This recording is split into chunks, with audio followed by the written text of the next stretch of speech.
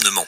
Qu'est-ce que vous répondez au chef d'entreprise qui dit, bon, on part du prix de l'essence, mais les prix des matières premières augmentent également, il doit réduire ses marges et ça ça met son entreprise en grave difficulté. Vous êtes également vous-même chef d'entreprise, vous connaissez ces sujets par cœur. Qu'est-ce qu'il faut répondre et apporter comme aide à Maxime et à tous les patrons, les petits patrons, j'allais dire? D'abord, remercier Maxime parce que je pense que c'est une situation difficile d'exprimer sur votre antenne la difficulté de son entreprise. D'abord lui répondre que de ne pas négliger qu'évidemment le contexte est difficile et que l'ensemble des points qu'il a soulevés, je parle du PGE, parle de la hausse du prix de l'essence, enfin tout allait mal et je l'entends. Je crois aussi qu'il est chef d'entreprise et je le suis aussi et on est quand on est une femme ou un homme chef d'entreprise, on est des gens pragmatiques et donc il faut regarder problème par problème.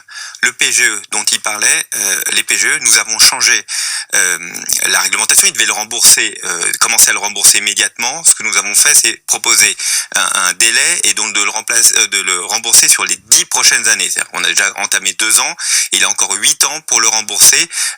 Il suffit d'aller devant le médiateur pour cela. Pour la hausse du prix de l'essence, d'abord rappeler que on en déduit une partie de gasoil dans les entreprises, donc on est moins impacté quand on est un particulier, il faut le dire aussi. Mais évidemment, ça a renchéri.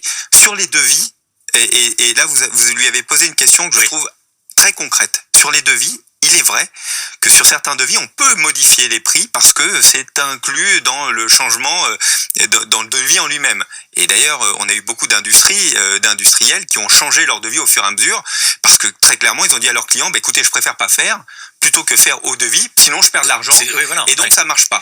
Et évidemment, c'est compliqué. Évidemment, c'est une et vous risquez de perdre votre client aussi. Oui, mais enfin, vous savez quoi? Quand vous êtes chef d'entreprise, vous n'êtes pas là pour être à perte. Et vous avez aussi vos clients qui entendent, qui écoutent Europe 1 aussi, qui connaissent la réalité et qui ont envie que entre autres, leur bâtiment ou leur rénovation soit faite. Donc, il y a discussion. Je dis pas que c'est simple. Je dis juste qu'il y a discussion dans la vraie vie. À côté de ça, il va falloir qu'on l'accompagne.